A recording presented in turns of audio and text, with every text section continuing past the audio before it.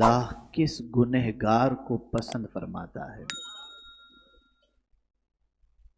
گنہگار بھی ہو لیکن اگر اس میں ایک ایسی صفت پائی جائے جس کا ذکر میرے آقا صلی اللہ علیہ وسلم نے فرمایا تو ایسے گنہگار سے اللہ محبت فرماتا ہے۔ میرے پیارے آقا صلی اللہ علیہ وسلم کے پیارے دیوانوں، ایک چھوٹی سی بات پہلے میں آپ کو سمجھا دوں۔ قرآن کو بہت سن رہے ہیں، معنی اور مطالب کو بھی سن رہے ہیں، مفاہیم بھی سمجھائے جا رہے ہیں، درس بھی قرآن کا دیا جاتا ہے، لیکن کیا وجہ ہے کہ یہ سب کچھ سننے سنانے کے باوجود ہدایت نہیں ملتی یا راستہ نہیں ملتا؟ ہونا تو یہ چاہیے کہ اللہ کا فرمان سن کر بندے میں عمل کا جذبہ پیدا ہو جائے، اللہ کے رسول صلی اللہ علیہ وسلم کے فرامین کو سن کر بندے کی زندگی تبدیل ہو جائے، لیکن آخر کیا بات ہے کہ ہمیں راستہ نہیں ملتا؟ کیا وجہ ہے؟ تو قرآن کہتا ہے ذالک الکتاب لا ریب فیہ ھدی للمتقین، اس کتاب میں کوئی شک و شبہ کی گنجائش نہیں، اور یہ کتاب متقین کے لیے ہدایت کی کتاب ہے۔ اب متقین کے حوالے سے جب قرآن نے بیان کیا تو ارشاد فرمایا تمہیں بتائیں کہ کون ہے متقی؟ کھولا قرآن نے اسے تو فرمایا الذین یؤمنون بالغیب وَيُقِيمُونَ الصَّلَاةَ وَمِمَّا رَزَقْنَاهُمْ يُنْفِقُونَ، جو غیب پر ایمان رکھتے ہیں اور نماز قائم کرتے ہیں اور ہماری دی ہوئی روزی کو ہماری راہ میں خرچ کرتے ہیں۔ متقی صرف نماز پڑھنے والا نہیں ہوتا، اور پھر متقی صرف زکوٰۃ دینے والا نہیں ہوتا، متقی صرف غیب پر ایمان رکھنے والا نہیں ہوتا۔ جو صحیح معنوں میں متقی ہوتا ہے وہ ان ساری صفات کے ساتھ ساتھ اللہ کی دی ہوئی روزی کو اللہ کے نام پہ خرچ کرتا ہے، اور جب کوئی اللہ عز و جل کی راہ میں خرچ کرتا ہے تو اس کا یقین، اس کا ایمان اتنا پختہ ہوتا ہے کہ میں جو کچھ راہ خدا میں دے رہا ہوں میرا دیا ہوا کبھی کم نہیں ہوگا، بلکہ میرا مولا 10 گنا زیادہ دے کر کے مجھے لوٹا دے گا۔ یہ یقین ہوتا ہے۔ میرے پیارے آقا صلی اللہ تعالی علیہ وسلم کے پیارے دیوانوں، اسی لیے قرآن ایمان والوں سے ڈیمانڈ کرتا ہے، تقاضا کرتا ہے، یا ایھا الذین آمنو، اے ایمان والو، انفقوا مما رزقناکم، خرچ کرو اس مال سے جو ہم نے تم کو دیا ہے۔ توجہ چاہوں گا اللہ کے اس ارشاد پر، ہم نے جو تم کو دیا ہے اس میں سے خرچ کرو۔ تمہاری ہوشیاری اس میں نہیں ہے، تمہارا کمال اس میں نہیں ہے، ہم نے دیا ہے تو ہم نے جو دیا ہے اس میں سے خرچ کرو۔ تو اب اللہ سے عرض کرتے ہیں کہ مولا دیا تو تو نے ہی ہے اور خرچ کا حکم دیتا ہے، تو کیا خرچ کرنے سے دیا ہوا کم ہو جائے گا؟ تو مولا جواب میں ارشاد فرماتا ہے من جاء بالحسنہ فلہ عشر امثالہا، اگر تم 1 دو گے تو میں تمہیں 10 عطا کروں گا۔ اور یہاں بہت اہم نقطہ عرض کرنے جا رہا ہوں، اسے ذہن میں ہمیشہ کے لیے یقین کے ساتھ اس نقطے کو ذہن میں محفوظ کر لو۔ اللہ کی راہ میں دی ہوئی کوئی بھی چیز کبھی ختم نہیں ہوتی۔ دلیل پیش کروں گا انشاءاللہ العظیم، دلیل پیش کروں۔ ایک ہوتا ہے بستر پر مر جانا، ایک ہوتا ہے چلتے چلتے گر جانا اور مر جانا، یہ بھی موت ہے۔ بڑے پڑے سوئے رہے، موت واقع ہو گئی، اٹیک آیا، مر گئے، یہ سب موت ہے۔ ایسا مرنے والا مر گیا، لیکن اگر کوئی شخص اس طرح سے نہیں مرتا بلکہ راہ خدا میں اپنی جان کو قربان کرتا ہے، راہ خدا میں،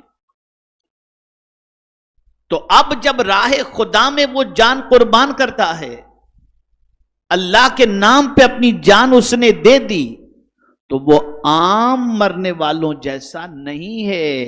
اللہ فرماتا ہے وَلَا تَقُولُوا لِمَن يُقْتَلُ فِي سَبِيلِ اللَّهِ أَمْوَاتٌ بَلْ أَحْيَاءٌ وَلَٰكِن لَّا تَشْعُرُونَ۔ اللہ کی راہ میں قتل کیے جانے والے کو مردہ نہ کہو بلکہ وہ زندہ ہیں۔ ہزاروں ہمارے رشتہ دار مر گئے، آپ کے رشتہ دار مر گئے، دنیا سے لاکھوں انسان پیدا ہوئے اور چلے گئے، لیکن کسی کی یاد امام حسین کی یاد کی طرح نہیں منائی جاتی۔ وجہ یہ ہے کہ گئے تو امام حسین بھی، لیکن بستر پر نہیں، اللہ کی راہ کے اندر انہوں نے جان قربان کر دی، تو اللہ نے ایسی زندگی لوٹا دی کہ صدیاں گزرنے کے باوجود بھی ان کی محبت کا چراغ لوگوں کے سینوں میں روشن ہے۔ تو اللہ کی راہ میں دیے جانے سے کبھی کم نہیں ہوتا، نہ ضائع ہوتا ہے۔ ایک اور مثال سمجھ لیں، جب حضرت ابراہیم علیہ الصلاۃ والتسلیم کو رب قدیر جل جلالہ نے تاج خلیلی عطا فرمایا۔ اب یہاں ایک نقطہ ذہن میں رکھیے، علماء بھی تشریف فرمائے، شاید غالب گمان یہ ہے کہ وہ بھی پہلی بار یہ نقطے کو سنتے ہوں گے۔ حضرت ابراہیم علیہ السلام سے رب نے پوچھا، اے ابراہیم میں نے تجھے خلیل بنایا، تجھے معلوم بھی ہے کہ تجھے خلیل کیوں بنایا؟ قرآن کہتا ہے وَاتَّخَذَ اللَّهُ إِبْرَاهِيمَ خَلِيلًا، اللہ نے ابراہیم کو خلیل بنایا، دوست بنایا۔ تو ابراہیم علیہ السلام سے خدا کی قسم یہ نقطہ ذہن میں آ جائے نا، تو آدمی، میں سمجھتا ہوں کہ پھر اس کی زندگی جو ہے اس نقطے کو سننے کے بعد اس راستے پر چل پڑے گی جس راستے پر حضرت ابراہیم علیہ السلام چل پڑے تھے۔ پوچھا رب نے، اے ابراہیم کیا تمہیں معلوم ہے میں نے تمہیں خلیل کیوں بنایا؟ عرض کرتے ہیں اللہ عالم، اللہ بہتر جانتا ہے۔ میرے رب نے فرمایا، اللہ، رب نے فرمایا اے ابراہیم تجھے میں نے اپنا دوست اس لیے بنایا کہ تجھے لینے میں نہیں دینے میں مزہ آتا ہے۔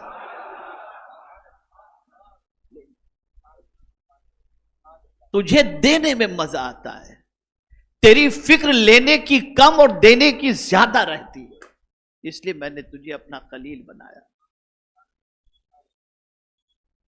اور یہ بات اچھی طریقے سے یاد رکھیں کہ یہی حضرت ابراہیم علی نبینا علیہ الصلاۃ والتسلیم جب تاج خلیلی ان کو دیا گیا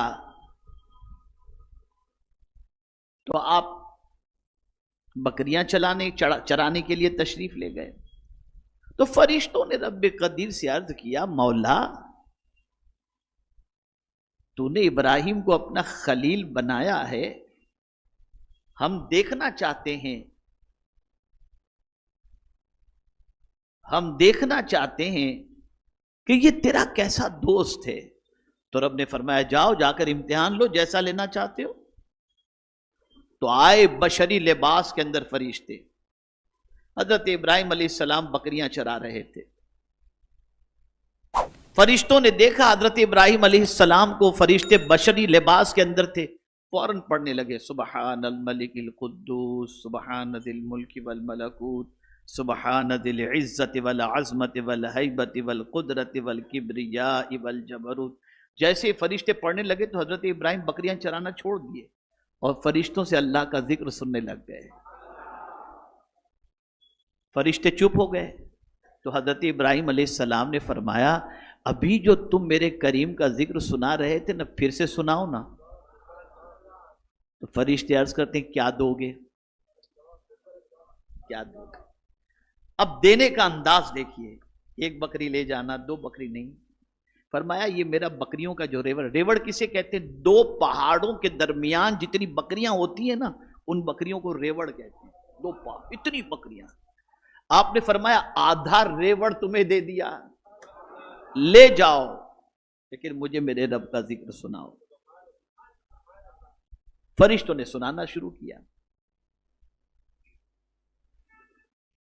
پھر چپ ہو گئے تو حضرت ابراہیم علیہ الصلوۃ والتسلیم نے فرمایا کہ میرے رب کا ذکر سناؤ نا۔ کہا کیا دو گے؟ کہا جو باقی ریوڑ بچا ہے وہ بھی لے جاؤ، وہ بھی لے جاؤ، میرے رب کا ذکر سناؤ۔ پھر ذکر کیا انہوں نے، اور جب ذکر سنایا چپ ہو گئے تو فرشتوں سے حضرت ابراہیم نے فرمایا میرے رب کا ذکر سناؤ۔ تو کہتے ہیں اب کیا دو گے؟ بکریاں تو ختم، سب دے دیے، اب کیا دو گے؟ کہا بکریوں کو چرانے مجھے لے جاؤ، ان بکریوں کو چرانے مجھے لے جاؤ، لیکن میرے رب کا ذکر مجھے سناؤ۔ فرشتوں نے فوراً لباس بشری اتارا اور کہا تم ہو ہی ایسے کہ تمہیں مولا اپنا دوست بنا لے، اور ساری بکریوں کا ریوڑ انہوں نے یہ کہہ کر دے دیا ہمیں ان بکریوں کی کیا حاجت، ہم تو امتحان لینے آئے۔ سوچ ملی جتنا زیادہ دو گے ضائع نہیں ہوگا، اللہ تمہیں اور عطا فرمائے گا۔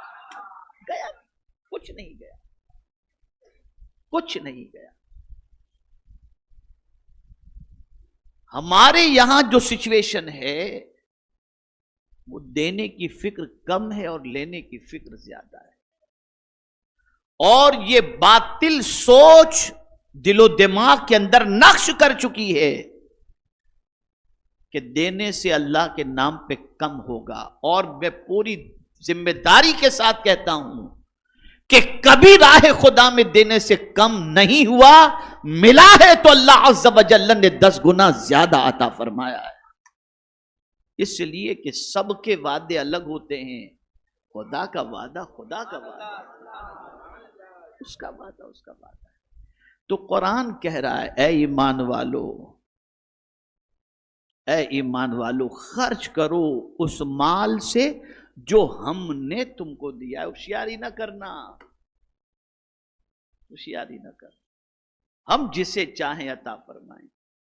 اسی لیے قرآن کہتا ہے اللہ یبسط الرزق لمن یشاء ویقدر، اللہ جس کا چاہتا ہے، جس کی چاہتا ہے روزی تنگ کر دیتا ہے، اور جس کی چاہتا ہے کشادہ کر دیتا ہے، کسی کو کم اور کسی کو زیادہ۔ یہ رب قدیر جل جلالہ کے چاہے سے ہوتا ہے، انسان کے چاہے سے نہیں ہوتا۔ میرے پیارے آقا صلی اللہ تعالی علیہ وسلم کے پیارے دیوانوں، اب ایک بڑی پیاری آیت میں آپ کو سناؤں، سوچ تھوڑی سی بناؤ، سوچ بناؤ۔ کبھی کبھی انسان خوشحالی میں تو بہت دیتا ہے، جب فریش ہوتا ہے تو بہت دیتا ہے، لیکن جب ہاتھ ٹائٹ ہوتا ہے تو اللہ کی راہ میں دینے کے سلسلے میں بھی وہ اپنے ہاتھ کو ٹائٹ کر لیتا ہے۔ یہ عام انسانوں کی کیفیت ہے، یہ اللہ والوں کی نہیں۔ میں اسے قرآن سے سمجھا رہا ہوں، یہ عام انسانوں کی سوچ تو ہو سکتی ہے، اللہ والوں کی نہیں۔ آج کا یہ موضوع مجھے قاری صاحب بہت دنوں سے کہہ رہے تھے کہ حضرت آپ اس پر کیوں نہیں بولتے، تو مجھے آج بولنا تھا دین آسان ہے اس موضوع پر، اور اس پر کم و بیش 10 سے 12 حدیثیں میں آپ کو پیش کرتا، لیکن مان میرے ذہن میں آیا یار قاری صاحب نے بہت دنوں سے کہا ہے تو آج اس پر بول دیتے ہیں، اس لیے عرض کرتا ہوں۔ تو ہم جب بہت خوشحال ہوتے ہیں تو لٹاتے ہیں، اور جہاں دھندا ٹائٹ ہاتھ ٹائٹ. لیکن متقین کو قرآن نے کہا کہ ان کی پوزیشن کیا ہوتی ہے. یہ اللہ والے ہیں. آپ تو گلے میں مالا دیکھ کر سمجھ جاتے ہیں یہ اللہ والے ہیں، لمبے بال دیکھ کر سمجھتے ہیں بڑا پرہیزگار آدمی ہے. اور اگر بابا گیری کا ہنر آ گیا تو اس سے بڑا قطب ابدال کوئی دوسرا ہے ہی نہیں.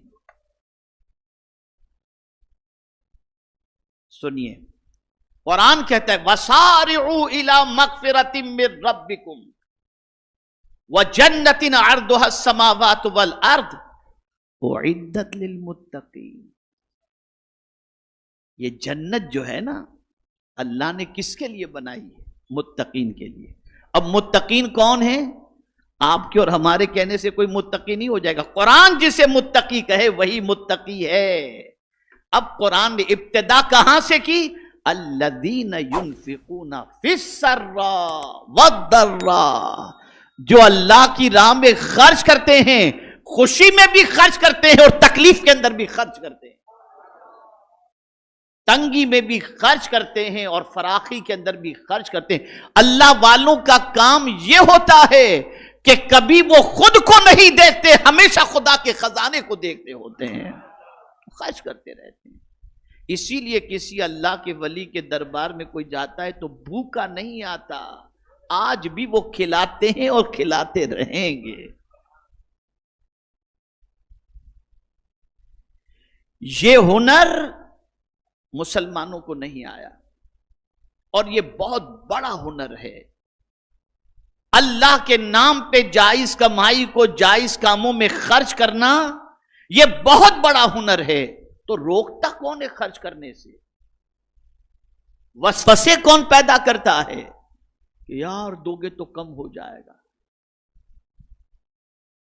دو گے تو کم ہو جائے گا. یہ وسوسہ کون پیدا کرتا ہے؟ یہ وسوسہ شیطان پیدا کرتا ہے. اس کو بھی قرآن نے مینشن کیا، الشیطان یعدکم الفقر ویأمرکم بالفحشاء. شیطان تمہیں فقر کا اندیشہ دلاتا ہے. ارے یار تو اتنا دے گا اللہ کے نام پہ تو کم ہو جائے گا. لیکن یہی شیطان شادی بیاہ میں 2 کروڑ خرچ کرنا ہو تو کبھی نہیں کہے گا کہ کم ہو جائے گا، کبھی نہیں کہے گا. وہ وہی کہے گا جہاں اللہ کے نام پر دینا ہے، وہ وہی کہے گا جہاں اللہ عز و جل کو راضی کرنے کے لیے خرچ کرنا ہے. وہ کبھی خواہش پوری کرنے کے لیے آدمی خرچ کرے تو شیطان کیا کہے گا؟ ارے پیسے کماتے کس لیے، اگر اس میں خرچ نہیں کریں گے تو کہاں خرچ کریں گے. ہماری سوچ شیطانی بن گئی، متقی والی سوچ نہیں رہ گئی. متقی والی سوچ، متقی والی سوچ بناؤ. مجھے یاد آ رہا ہے حضرت رابعہ عدویہ رضی اللہ تعالی عنہا کا واقعہ. اللہ اکبر اللہ اکبر اللہ اکبر. خادمہ موجود تھی، آپ کھانے کے لیے بیٹھی، ابھی روٹی توڑنے ہی والی تھی کہ دروازے پر آواز آئی، اللہ کے نام پہ کچھ دو، میں بہت بھوکی ہوں. رابعہ عدویہ رضی اللہ تعالی عنہ نے ہاتھ روک لیا اور خادمہ سے فرمایا یہ روٹی لے، اللہ کے نام پر مانگنے والے کو دے دے. خادمہ کو بھی بھوک لگی تھی، بڑی تیزی کی، بڑی شدت کی. لیکن جب رابعہ عدویہ رضی اللہ تعالیٰ عنہ نے فرما دیا تو وہ کہاں سے روکتی، اٹھی، روٹی کا ٹکڑا لی اور جا کر کے فوراً مانگنے والے کو دے دیا. اب چپ چاپ بیٹھی. تھوڑی دیر ہی گزری تھی کہ دروازے پر کسی نے دستک دی. خادمہ سے آپ نے فرمایا جاؤ دیکھو کون ہے. دروازہ کھولا گیا تو دیکھا ایک خاتون اپنے ہاتھ میں روٹیاں لے کر کے آئی ہوئی تھی، اور ایک روٹی نہیں تھی، کئی روٹیاں. کہا مائی کے لیے لے کر کے آئی ہوں. جیسے حضرت رابعہ سے اس نے کہا خادمہ نے کہ مائی کوئی روٹی لے کر آپ کے لیے آیا ہوا ہے، کیا کروں؟ کہا گنو کتنی ہیں. کہا مائی 9 روٹیاں. کہا واپس کر دو. 9 روٹیاں. کہا مائی نے کہا یہ میری ہو ہی نہیں سکتی، میرے لیے نہیں، واپس کر دو اسے، واپس کر دو. اب وہ بیچاری بھوکی خادمہ پریشان، ایک گئی تو 9 آئی، پیٹ بھر کے کھا لیتی، اسے بھی واپس کر دیا انہوں نے. کچھ دیر گزری تو پھر ایک روٹی لے کر کے کوئی، یعنی کچھ روٹیاں لے کر کے کوئی دروازے پر آیا، دستک دی خادمہ سے، آپ نے فرمایا دیکھو کون ہے؟ دیکھا گیا تو روٹیاں لے کر کے کوئی آیا تھا. کہا گنو کتنی روٹیاں ہیں؟ کہا مائی 10 ہے. کہا یہ ہماری، اس لیے کہ میرے رب کا وعدہ حق ہے، ایک دو گے تو 10 ملے گا، میں 9 کیسے قبول کرتی؟ اس لیے کہ رب کا وعدہ حق ہے. جب تک یہ یقین پیدا نہیں ہوگا ایمان کی لذت تم اپنے دل میں محسوس نہیں کر سکتے. یہ یقین پیدا کرو. کسی اور کا وعدہ نہیں، کسی بلڈر نے کہہ دیا ہو یا کسی جو ہے وہ کاروباری شخص نے کہہ دیا ہو اتنا لگاؤ گے اتنا ملے گا، اتنا لگاؤ گے اتنا ملے گا، اور پھر پتہ چلا پیسہ بھی ڈوب گیا. یہ وہ نہیں، یہ رب کا وعدہ ہے. ان اللہ لا یخلف المیعاد، کہ بے شک اللہ عز وجل وعدہ خلافی نہیں فرماتا. اب خرچ کرنے والے کبھی خرچ کرتے ہیں تو دکھاوے کے لیے کرتے ہیں، یہ بھی بڑا ٹینشن ہے. خرچ کس لیے کرو؟ اور پھر قرآن سوچ کو درست کرتا ہے کہ اگر تم خرچ کرتے ہو تو سمجھتے ہو معاذ اللہ اللہ کا کوئی فائدہ ہے، نہیں، سامنے والے کا فائدہ ہے. توجہ چاہوں گا، اس نقطے پر توجہ چاہوں گا. جو بات عرض کر رہا ہوں قرآن کی روشنی میں انشاءاللہ. آدمی کسی کو دیتا ہے تو سمجھتا ہے سامنے والے کو فائدہ پہنچا رہا ہے. اب قرآن کیا کہہ رہا ہے ذرا سنیے. قرآن کہتا ہے وَمَا تُنْفِقُوا مِنْ خَيْرٍ فَلِأَنفُسِكُمْ، اور جو تم خرچ کرو اپنے مال سے تو تمہارا اپنا فائدہ ہے. کیا ہے یہ؟ تمہارا اپنا فائدہ ہے. جیسے کہ شکر کے بارے میں فرمایا وَمَنْ شَكَرَ فَإِنَّمَا يَشْكُرُ لِنَفْسِهِ، جو اللہ کا شکر ادا کرتا ہے تو اس شکر کا فائدہ اس بندے ہی کو نصیب ہوتا ہے کہ شکر کے عوض میں اللہ زیادہ عطا فرماتا ہے. اسی طریقے سے اگر تم خرچ کرتے ہو تو سامنے والے کا فائدہ نہ سوچنا. قرآن کہتا ہے یہ تمہارا ہی فائدہ ہے، یہ تمہارا ہی فائدہ. اس لیے کہ میرے بندے، نکتہ میں عرض کر رہا ہوں، رب کا کرم ہے، کبھی کبھی کچھ ایسی باتیں یاد آ جاتی ہیں کہ پتہ نہیں کہاں سے یہ چیز آتی ہے، میں خود سمجھ نہیں پاتا. اب ذرا سوچو یہ نکتہ جو فقیر عرض کرنے جا رہا ہے. ایک بندہ جب اللہ کے بندے کا بھلا چاہتا ہے، ایک بندہ کس کا بھلا چاہتا ہے؟ جواب سننا چاہوں گا. کس کا بھلا؟ جس کو بھی دیتا ہے وہ بندہ کس کا ہوتا ہے؟ بولیے، اللہ کا بندہ. تو ایک بندہ ہو کر اللہ کے بندے کا بھلا چاہے تو مولا دینے والے کا بھلا نہیں چاہے گا؟ کہ تو بندہ ہو کر بندے کا بھلا چاہتا ہے، میں خالق ہو کر تیرا بھلا نہ چاہوں؟ ارے یہ ہے تو میرا ہی بندہ، تو میرے بندے کا بھلا چاہتا ہے. یہ سوچ ہمیشہ ذہن کے اندر بٹھائیے، یہ فکر بنائیے. قرآن نے واضح لفظوں میں کہہ دیا وَمَا تُنْفِقُوا مِنْ خَيْرٍ فَلِأَنفُسِكُمْ، یہ تمہارا فائدہ ہے. اور پھر ایک اور قید بھی قرآن نے لگا دی، نام کمانے کے لیے مت دینا. یہ جو خرچ کر رہے ہو یہ نہ سمجھنا کہ تم نہیں دو گے تو اس کا گزر بسر نہیں ہوگا، نہیں. اور دے کر احسان جتانے کی بھی پوزیشن نہ ہو، بلکہ کیا ہو وَمَا تُنْفِقُونَ إِلَّا ابْتِغَاءَ وَجْهِ اللَّهِ. قرآن کہتا ہے اور تم اللہ کی رضا کے لیے ہی خرچ کرتے رہو کہ مولا یہ دے رہا ہوں، تیرا دیا ہوا تیرے نام پہ خرچ کر رہا ہوں تاکہ تو راضی ہو جائے. جیسے نماز پڑھنے سے وہ راضی ہوتا ہے، ایسے ہی اس کی راہ میں مال خرچ کرنے سے بھی بہت راضی ہوتا ہے. اور جب میں ایک حدیث آخر میں عرض کروں گا تو موضوع آپ کو آج کا اچھی طرح سمجھ میں آ جائے. میرے پیارے آقا صلی اللہ تعالی علیہ وسلم کے پیارے دیوانوں، یہاں ایک اور بات عرض کر دوں، اتفاق سے آیت ذہن میں آ رہی ہے. یہ جو خرچ کرنے کی بات ہے نا، یہ زکوٰۃ والی نہیں ہے، اس کو ذہن میں رکھیں. یہ نفل صدقہ، نفل کام، یہ سب ساری چیزیں. آپ یہ سوچیں کہ زکات زکات زکات، اب تو لوگ سوال کرتے ہیں کہ کیا زکات کا پیسہ ہلہ شرعی کر کے مسجد میں لگا سکتے ہیں؟ یہ سوچ بن گئی ہے. سادات کو دے سکتے ہیں، یعنی سارا پیسہ زکات ہی کو ادھر ادھر کر کے سب سیٹ کرنے کی فکر ہے. صاف مت دو،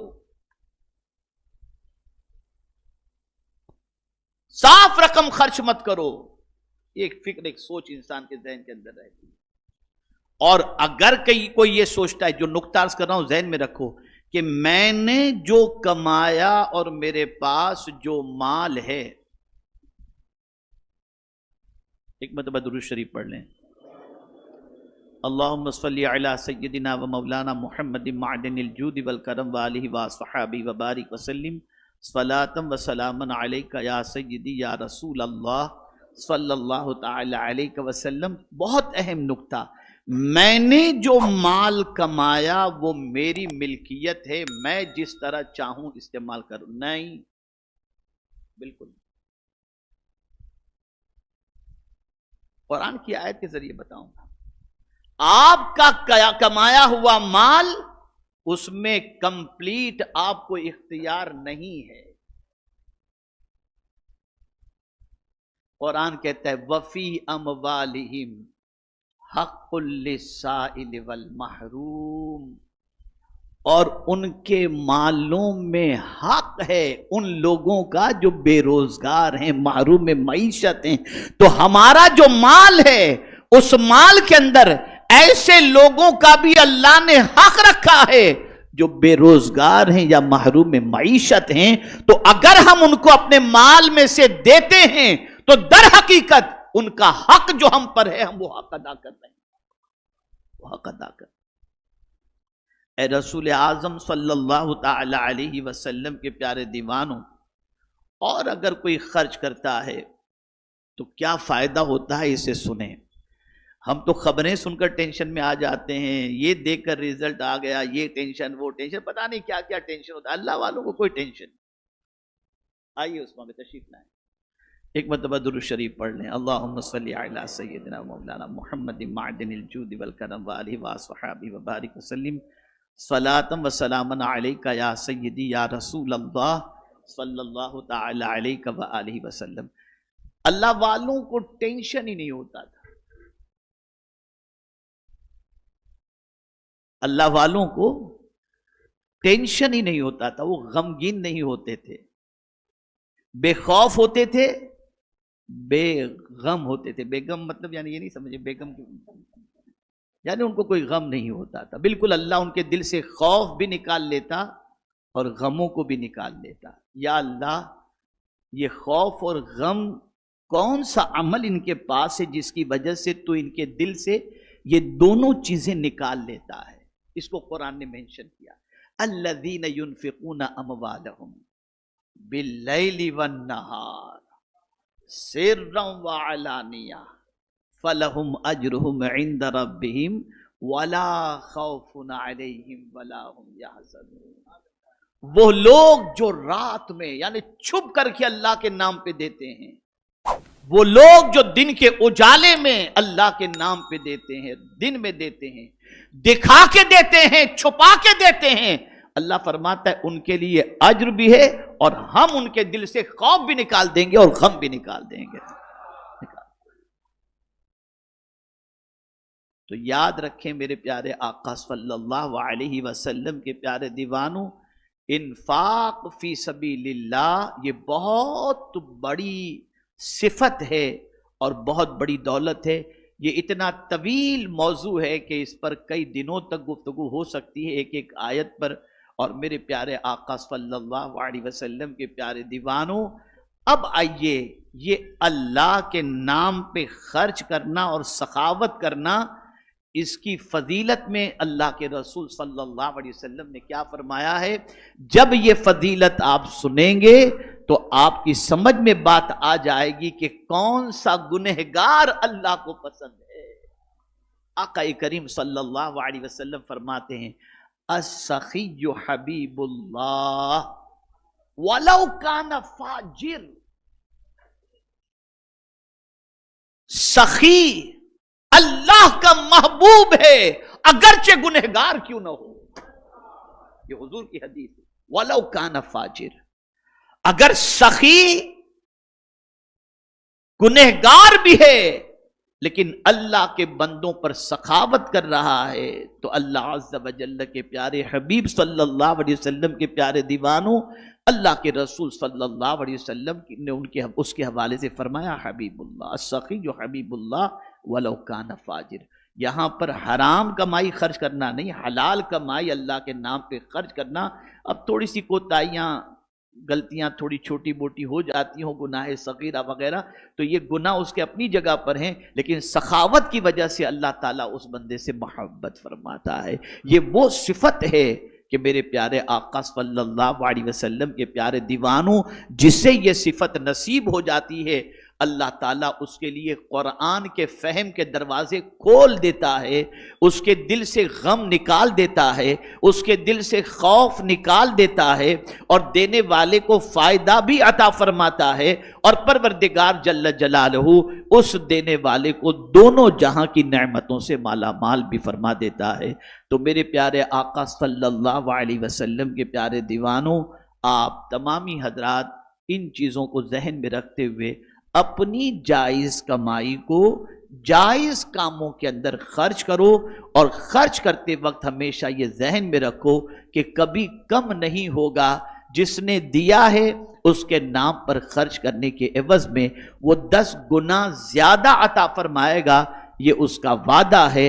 اور یاد رکھیں، آپ کو اور ہم کو اللہ کی راہ میں خرچ کرنے سے جو روکتا ہے وہ شیطان ہے، اور شیطان کے بارے میں قرآن نے کہا الشیطان یعدکم الفقر ویأمرکم بالفحشاء۔ تو میرے پیارے آقا صلی اللہ علیہ وسلم کے پیارے دیوانوں، اللہ کے نام پر خرچ کرنے میں کبھی کوتاہی نہ کریں، اور اللہ کی راہ کے اندر ہمیشہ خرچ کرتے رہیں۔ جو بھی جائز کام ہیں ان جائز کاموں میں خرچ کرو، اور اللہ تعالیٰ سے اجر کی 10 گنا کی امید رکھو۔ وہ قادر مطلق کا وعدہ حق ہے، اور وہ 10 گنا زیادہ ضرور عطا فرمائے گا۔ اللہ رب العزت جل جلالہ آقا کریم رؤوف الرحیم علیہ التحیۃ والتسلیم کے صدقہ و طفیل مجھے آپ کو سب کو قرآن و احادیث پر عمل کرنے کی توفیق عطا فرمائے، اور ہمیں رب کے دیے ہوئے اس چیز کو ہمیشہ ذہن میں رکھیں۔ یہ تھوڑی سی سوچ ہٹ جاتی ہے، ہماری محنت نہیں، رب کا کرم، رب کا کرم۔ اسی لیے جا بجا قرآن نے کہا ہم نے جو تم کو روزی دی، وَمِمَّا رَزَقْنَاهُمْ، ہم نے جو تم کو روزی دی، ہم نے جو ان کو روزی دی۔ اور ایک نقطہ مالدار بننے کا آپ کو بتا دوں، اگر مالدار بننا ہے تو اس آیت پر عمل کرو۔ مالدار بننے کا وظیفہ اللہ فرماتا ہے وَأْمُرْ أَهْلَكَ بِالصَّلَاةِ وَاصْطَبِرْ عَلَيْهَا لَا نَسْأَلُكَ رِزْقًا نَحْنُ نَرْزُقُكَ۔ اللہ فرماتا ہے خود بھی نماز کے پابند بنو، اور اپنے گھر والوں کو بھی نماز کا پابند بناؤ۔ میں تم سے روزی نہیں مانگتا، میں تمہیں روزی عطا کروں گا۔ یہ اللہ کا بات، نحن نرزقک، ہم تمہیں ضرور روزی عطا کریں گے۔ اس لیے اگر روزی چاہیے تو خود بھی نماز کے پابند بنو، اور اپنے گھر والوں کو بھی نماز کا پابند بناؤ۔ اللہ رب العزت جل جلالہ ہم سب پر کرم کی نظر فرمائے۔ وما علینا الا البلاغ المبین۔ السلام علیکم ورحمۃ اللہ وبرکاتہ۔